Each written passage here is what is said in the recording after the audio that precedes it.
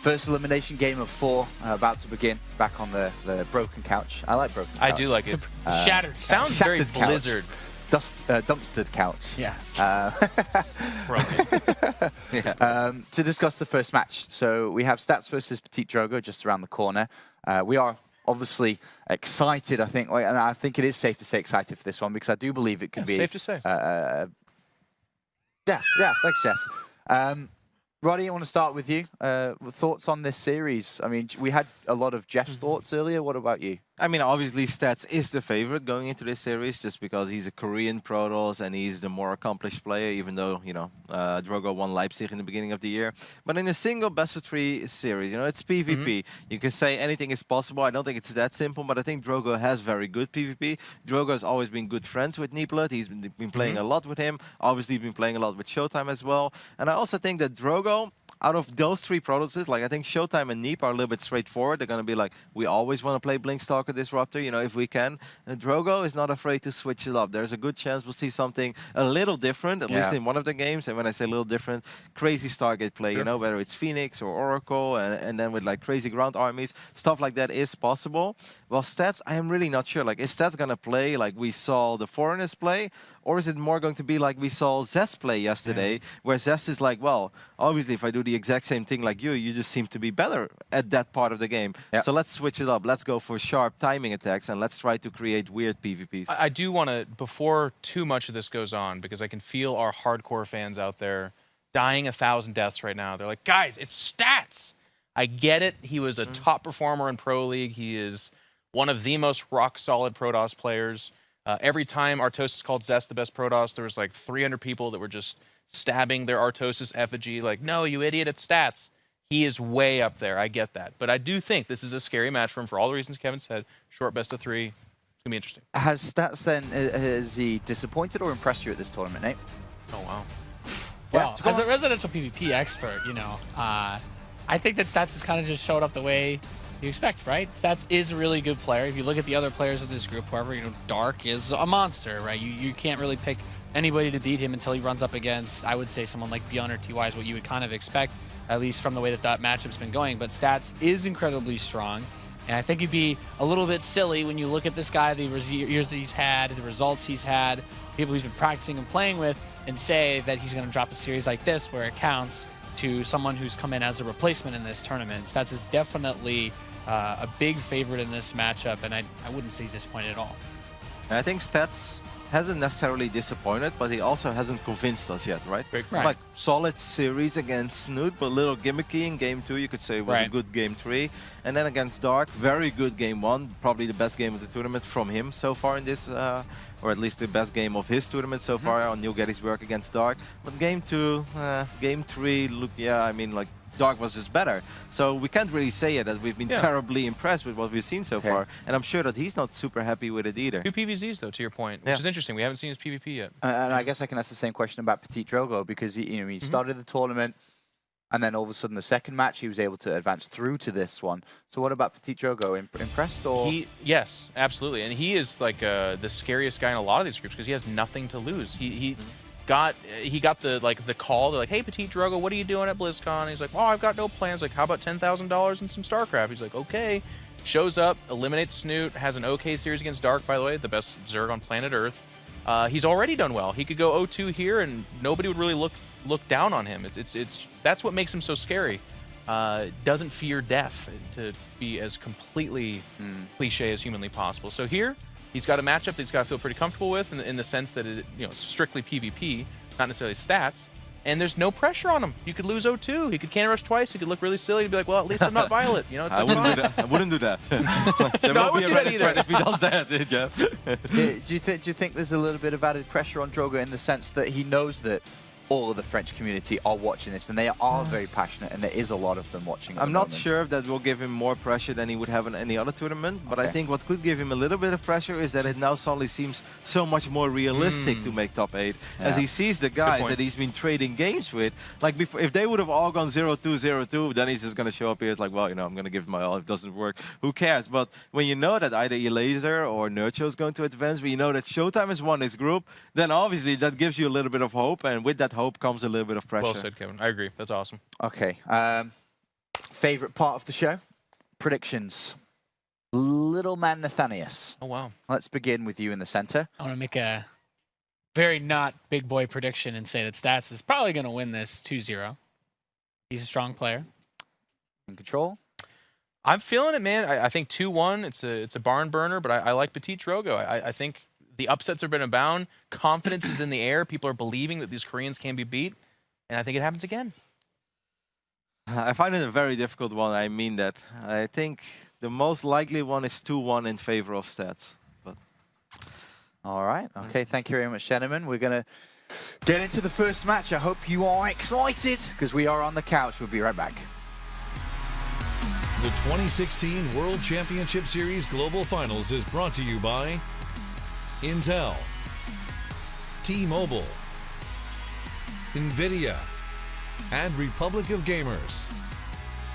Hey guys, here we go. It is our first match of the final day of opening week here at the WCS Global Finals. I'm Artosis alongside Todd, and this is going to be a fun day indeed. Every match, either you go to BlizzCon or you go home.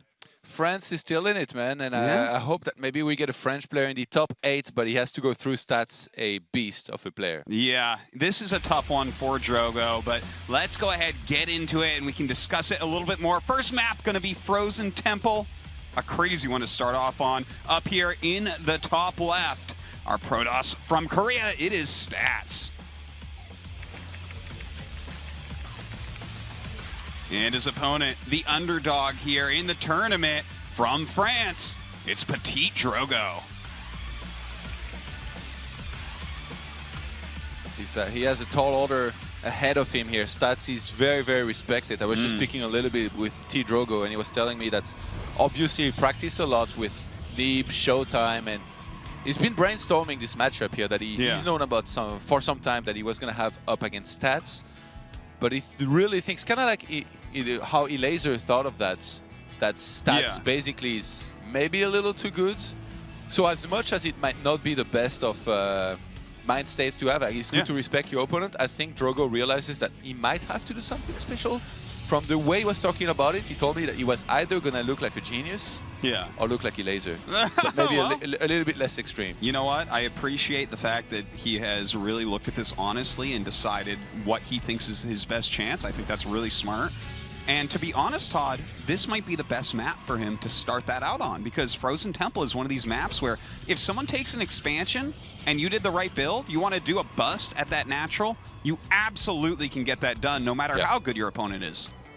And we see the standard openers from nowadays PvPs. It feels like the wall-off at the ramp kind of fell out of fashion, and usually what you will see a lot of the time is just a double gateway opener with 2 pylons, one next to each assimilator, and usually the 3rd pylon will go around the middle of that mineral line, so that you basically got all of those patches very well covered against Adepts in terms of overcharge. Yeah, and Oracles as well. Like, killing probes is a very powerful strategy to have. And look at this, Stats is actually taking a very fast expansion here. He's taking that off of no units, which is a semi-common build in Korea. But PtitDrogo, he's getting a couple of Adepts. I don't expect these to be able to do damage, because Stats will have a Mothership Core and 2 Stalkers by the time they get there. But he's also getting a Stargate. Yeah, it looks like Drogo wants to be aggressive here, and he's gonna have to find a way for this to work somehow. He's still gonna go for a Nexus, most likely, off the back of this, since he's sending a probe down the ramp, unless he wants to fake that, knowing that there could be a scout here from Stats, which there is now. Yeah, that could be like a really, really smart move. In fact, he's making 2 more Adepts. So, I mean, he's going to scout this Stargate. That is actually a pretty big deal. Yeah. He's going to know that there is very likely an Oracle coming on the way to his base rather soon, but it is going to be a Nexus here for PtitDrogo. Yeah, Stats wasn't able to spot the second Nexus of Drogo, but he should know that this is very likely to be there anyway. Drogo, now that he's going to have 4 Adepts across the map, he might actually shade in, try to force a couple of a charge for the Oracle to do the follow-up work, but considering Stats already has spotted the Stargates, basically all he has to do is get a bunch of Stalkers, make sure he has enough focus on using the proper overcharges, and he shouldn't take any damage. It basically comes down to make all stalkers only while getting blink, and don't put probes at your natural until you have enough spread out that you aren't going to lose any probes. Like if he keeps all of his probes alive, he's had this Nexus a lot longer, and he actually has the counter tech to Stargate, which is the Twilight here with blink on the way. So I am liking the position of stats, but I mean, PtitDrogo still has a lot of windows where he might be able to get some damage done. I think it's good that Drogo is being so patient, by the way, with the Adepts. If he had sent them in, everything would have died super fast to overcharge. It wouldn't have been cost effective. So he's just sending Shades in there, waiting for the Oracle to be in position. And in the meantime, he's going to focus on his own economy to try and catch back up on the probe count, because he's got his second Nexus that he can actually start saturating from already. If he can do that very well, I think he's going to be all right here in this game. Stats definitely needs to transfer a lot of probes to his natural, though. Yeah, now that he's got Stalkers there. He has a lot in the main base. The Oracle finally does fly in, only gets one and flies out, doesn't lose too much health, so that's all right. But so far, with the amount of Adepts and Oracles that he's made, he hasn't found the damage that he's really looking for. Keep in mind, Blink is halfway through down here. That's going to be very dangerous when that completes. It's very encouraging usually to go for a counter-attack. And actually, because of the way Drogo has opened with the Stargate stats, he had skipped on the Robo entirely up to this point, and now he gets it, just in case there could be something like Dark Templars. Yeah, 2 Oracles is very dangerous, though. Definitely going to make him very safe there, having that. But looking at, PtitDrogo is making Immortals, which are going to be the best way for him to try to deal with the Stalkers. But Stats has a lot of Stalkers, so like he is completely safe. He can decide, do I want to take a third base? He'd be completely safe doing that. Do I want to attack? He's completely safe doing that. Stats has a lot of options, whereas PtitDrogo, we can kind of see what he has to do. He has to go ahead, sit here, get upgrades, make Immortals, and just make sure that Blink Stalkers don't screw him up. I wonder if, like, I was talking about maybe Drogo is going to do something special. The Stargate was not it, opening double Oracle. As weird as it might seem or look, it's actually fairly standard against what he had scouted. Like, he saw there was no opposition with the Stargate and no Phoenixes, so getting those 2 outs and keeping them alive is very good. Throws down a Stasis Ward on that third base. Off stats. Yeah, I mean, this is always going to be very useful. In fact, I love this positioning by PtitDrogo. Sitting on top of that ramp, you're generally not going to have anything to spot. So get some decent damage down those Stalkers, forces them back. The Oracle is going to continue to fly in. And as you said, as long as he keeps these alive, that's a funny thing about Oracles. Even if you don't get a lot of damage, they're still really useful. And they're a big threat that he has to keep an eye out for. And PtitDrogo starts resonating Glaives here. In a matchup where Blink really is coming back into fashion, Blink Stalkers into Disruptors, he starts resonating Glaive, so he might be choosing to play with some heavy aggression. You see 5 gateways on the production tab here. He might just go for a massive attack on 2 bases and try and punish a Stats who is super solid mechanically, but sometimes goes a little bit on autopilot himself, takes a third without scouting too much. You're definitely completely right about this, and in fact, Stats has skipped Glaives and is instead going right into Disruptor Tech. So a couple good Disruptor shots can stop an attack like this, but overall, looking at it right now, I would say that PtitDrogo, if he goes without making a Nexus, should at least be able to bust down the third base. And surprisingly, he still starts that anyway. Templar Archives is on the way, so maybe just like mass Adepts with the couple Immortals that he's made, and then get 1 or 2 Archons, depending on how much gas he's going to have. And try and do an attack before the opponent's Disruptors are there, because once these guys get there, it's going to be a whole lot harder to make any of these attacks work. There's already a Disruptor out, so the thing is, 1 Disruptor you can deal with this army. Like, you can split it, you're not going to lose too much, and it was a big investment for Stats to get that. But, if he's getting 2, 3 Disruptor shots in a battle, Stats is going to blow this army up. This is typical PtitDrogo, by the way. I played him in the past, and there was like this one game on Heart of the Swarm where he did this. He went to like basically 45, 6-ish probes. But back then he was with Chargelot and Archons that he was basically threatening the third while taking his own turn. Usually his goal, here, he has to take out that third or win a big fight because he's made way more units than he was supposed to.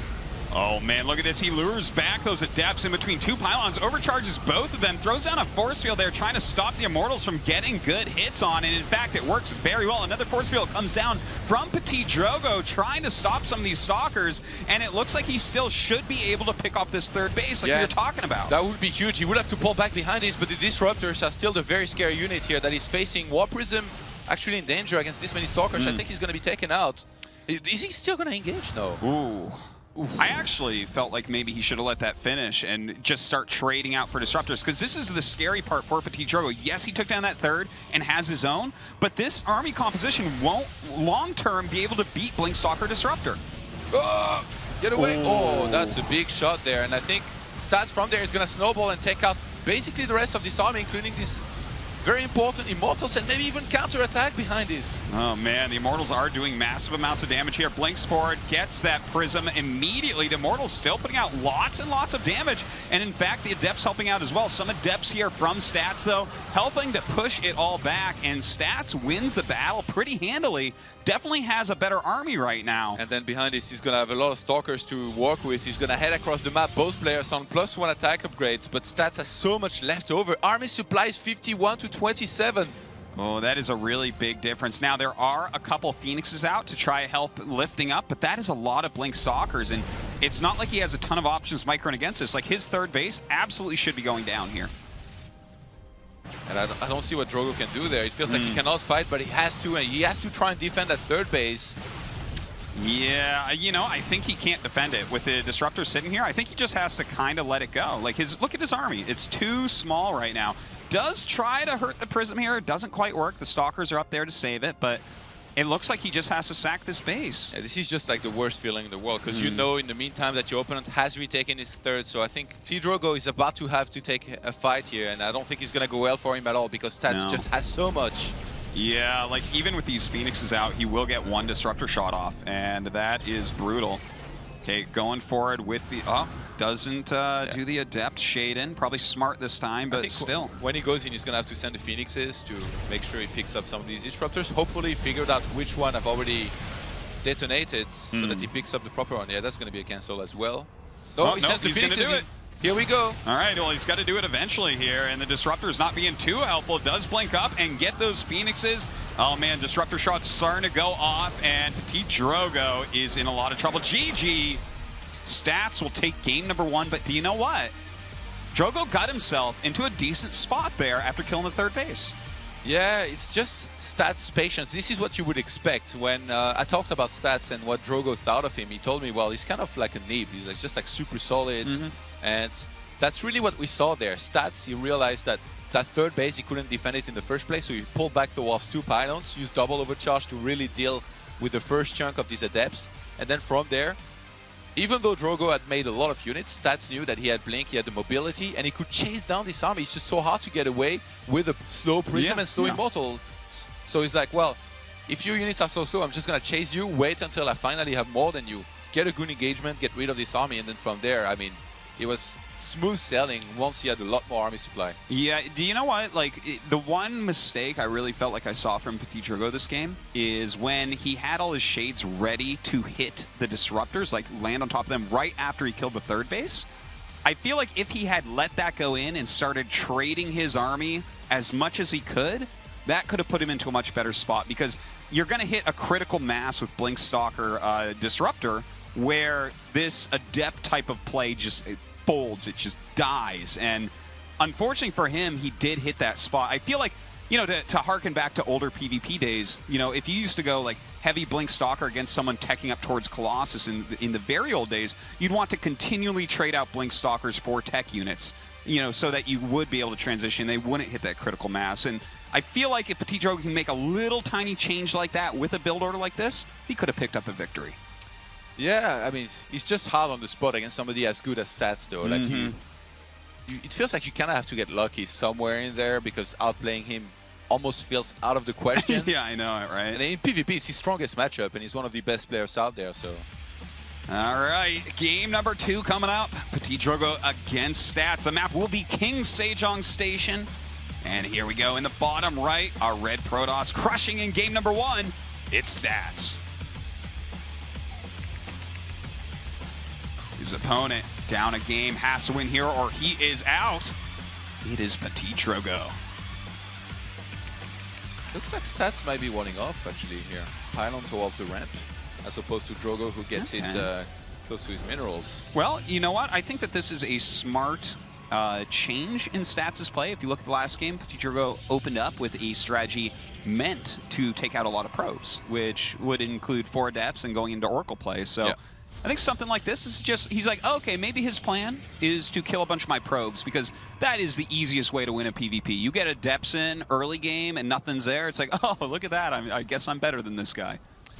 Yeah, sometimes it's even very encouraging to actually go for your own Adepts because you know you're not going to be letting the opponents in. But at the same time, everybody got really good nowadays at defending against Adepts. Like I said, you know, the first 3 pylons, they usually cover that entire mineral area. Then you keep some units at home. You got the overcharge that works for you. And that timing on the shade as well, everybody got super good at, like basically figuring out whether they should be shading it out on the map or usually just staying at home, making sure that they're ready to receive those units as they shade in. It's actually become pretty hilarious because of how often people go Adepts early game. Like, everyone at this point on the popular maps knows where the Stalkers should even stand to catch the shades as they come out of shading. It's like really funny. So we're even starting to see a little bit of a meta about that. I've seen people going in other directions with the shades, occasionally trying to get around the Stalkers they know should be waiting. But if somebody traveled back in time and like faced the first few Adept users, like I think they would have a really fun time, I guess. Oh yeah, no, they'd just be making Stalkers like, oh, that unit sucks. Like, and then our Adepts could be even stronger, Todd. How would that be?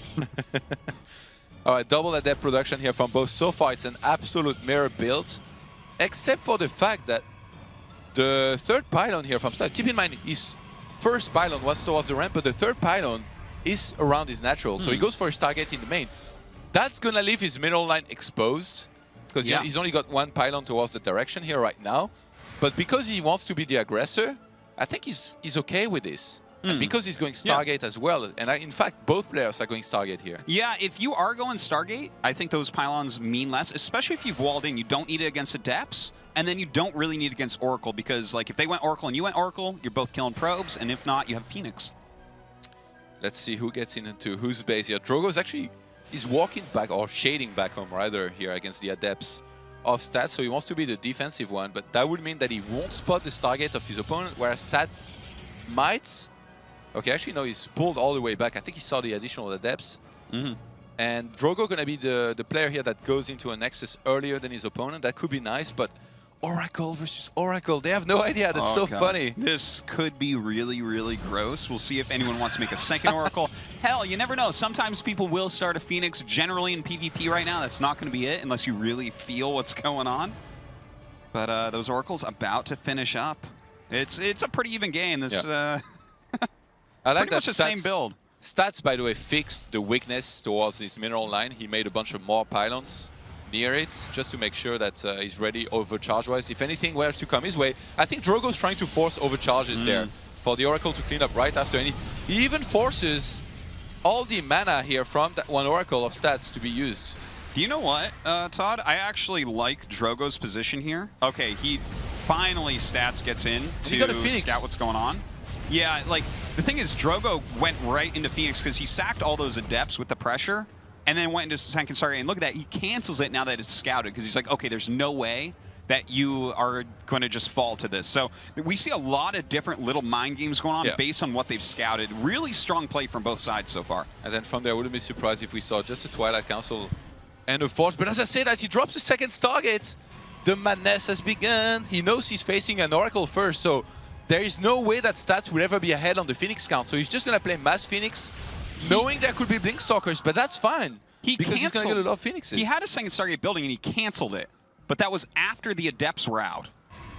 So, okay, I'm just going to double check his mind again, actually. This vision. This is like really... Okay, what happened was Stats went in, saw the second Stargate. After the Adepts were gone, Drogo canceled the second Stargate. I'm like, okay, you know, you see 2 Stargate, it's not going to be as powerful. But he canceled it afterwards and then started it again afterwards. So PtitDrogo here is actually showing like a little bit of... Wait, did he cancel it again? I'm so confused right now. And then he went Robo. Did he cancel Stargate twice? After all that theory crafting. Holy crap. Okay, so Drogo, yeah, Rotterdam's nodding at me. I'm getting really confused here because I'm like trying to cast a game and Drogo's like, cancel it, build it, cancel it, build it, cancel it. It's like, I'm not, you know... Definitely some wasted money there, but it's less the wasted money and more the fact that he's being truly indecisive that I'm worried about. Yeah, exactly. Gonna be able to get a few probes here and there. And Twilight Council now finally, it's an interesting position actually for the Twilight Council. It kind of feels like he could block him later on because it's towards his natural here for Drogos. Huh. This is like a really, really bizarre game right now. Blocking all these Phoenixes. The 4 Phoenixes not able to get any damage quite yet. Earlier blink here for stats, but earlier +1 started for Drogo, who's actually almost halfway through done here with this, which is crazy. He's going to be so much earlier here on that upgrade. Yeah. Does he go for Resonating Glaives though? He goes Glaives 100%. I think he does basically... Wait, did he start Blank? Yeah. Dude, I got to tell you, I would prefer the Glaives, because look at this. Last game, why did he lose? The Disruptors. He has 4 Phoenixes. Yeah. If he goes for the exact same type of strategy, he is so much more ready. Yeah, actually, last game felt really awkward because I saw him like open the way he did and then he went into Glaives and I was like, he already has this target. Why not get a couple Phoenixes? And then I think he made one, but that guy got there basically after the fight ended and the game was pretty much over, so... Like, this... Oh, and he even picks off a Phoenix. I feel like Drogo is... I'm not even going to qualify it with I feel like. Drogo is all over the place right now. He really... Like, there's a lot of indecision going on. Oh, man, getting feedbacks onto these Phoenixes, that's really painful. Loses another one. I mean, I guess it's good now that he wasn't going for that because he's messed up with all the Phoenixes at this point, but... It feels like you just... It's very hard to deal with stats through aggression. You kind of have to go like full Nib and just like expand and perfect macro and perfect mechanics and be like, all right, and be good at Tempest and stuff. Like. Yeah. Nib had a great game actually against Stats in the Kespa Cup. I think it was Galactic Process. Well, they both were just pretty much macroing for the longest time, and then Stats was the one to go for an attack with Phoenixes and a bunch of Immortals instead of getting Disruptors, but he had to attack into Nib's pylons and overcharges. Yeah, that's right. And then Nib's micro with the Disruptor and his entire army was just so good that he ended up basically chasing him back and winning, especially when you don't go Disruptor. If you lose a fight, it's pretty much over. Like Nib ended up warping in a lot of Stalkers, countered attack, and did very well. So right now we have a Drogo who tried to play fairly aggressive, met mixed success, really hasn't killed much at all. He got 4 probes in total. And now look at this. How long ago has it been? We saw this. Like we don't really see this anymore, but on Kick Sejong Station, it was one of the original strats where you blink 4 Stalkers in the main, 1 volley every single probe that is there.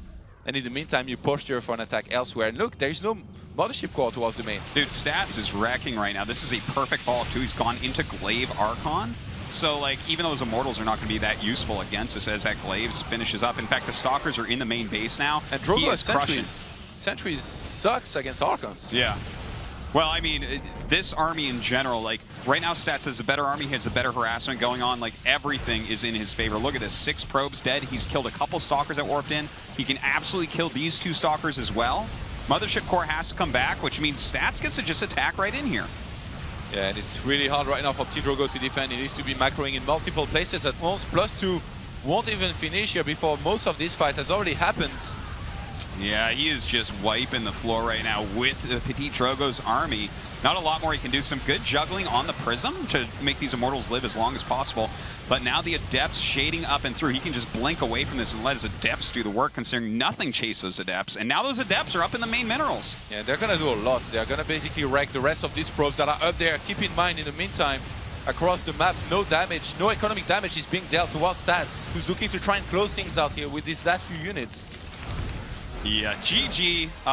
Stats takes it down. That was pretty dominating, I do have to say, especially that game. And Drogo looks like he's keeping a pretty good attitude about it. He knows that this is a really tough player to beat in PvP. And you know what? I thought he did a pretty good job in game 1, but game 2 he was definitely rustled a little bit. Like there was something with it. And when you cancel Stargate twice, and it's like he went into Blink. I didn't see any reason for Blink there when you had 4 Phoenixes already. There was a lot of stuff about it that was a little bit off. Yeah, Stats obviously really good in PvP, but you know what? This makes Nib look even better for beating this guy recently in this case back up. All right, guys, we're going to go to a quick little break, and then we'll come back and see what Stats' thoughts are about that match.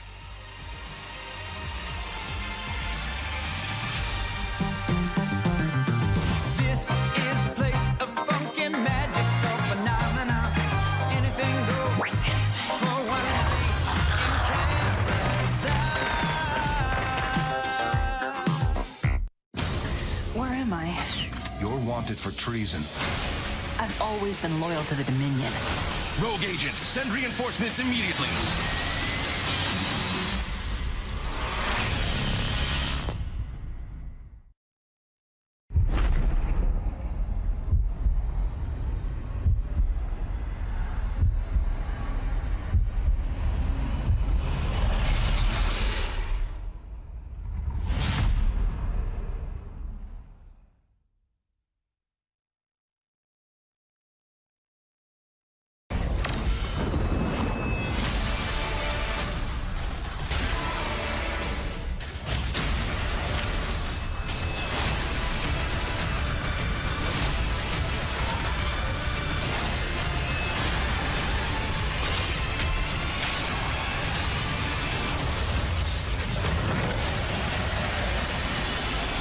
Heroes of the Storm. Play free and experience the new StarCraft-themed battlegrounds. Rated T for Teen.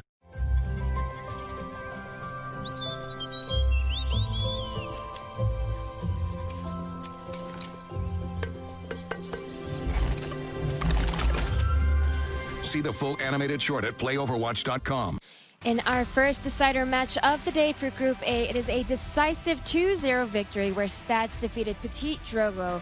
Very convincing victory. Congratulations. You will be moving on to the top 8 at next week at the WCS Global Finals. First of all, when it came down to coming down to this final match, this decider match for Group A and being able to move on, what are your initial thoughts on that?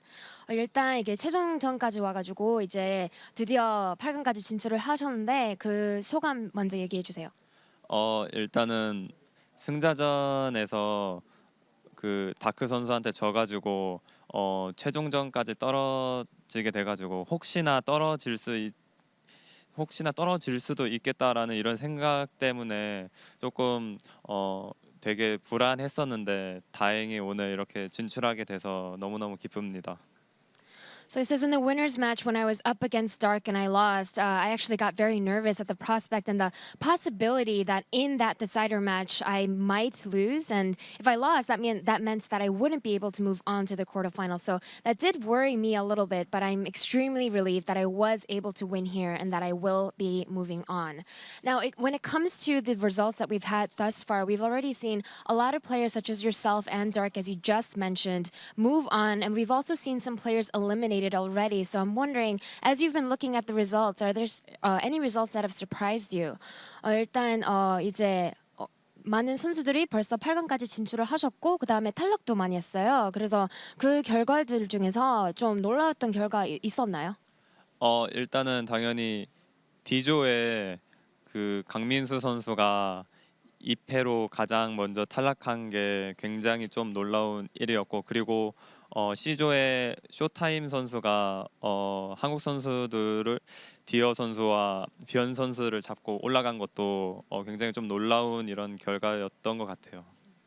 He says definitely the two results that really stood out to me the most was that in Group D, Solar going out with 2 losses, being the first to be eliminated from that group was a really surprising result for me. And also in Group C, when I saw Showtime defeat 2 Koreans very handedly, he was able to beat Deer and Beyond, so I was quite surprised by that as well. And of course, Stats, I also know that this is your first WCS Global Finals, which is a really great opportunity for every player, a dream for them. What is it like knowing that you will be playing on that huge stage next week in front of a lot of foreign fans?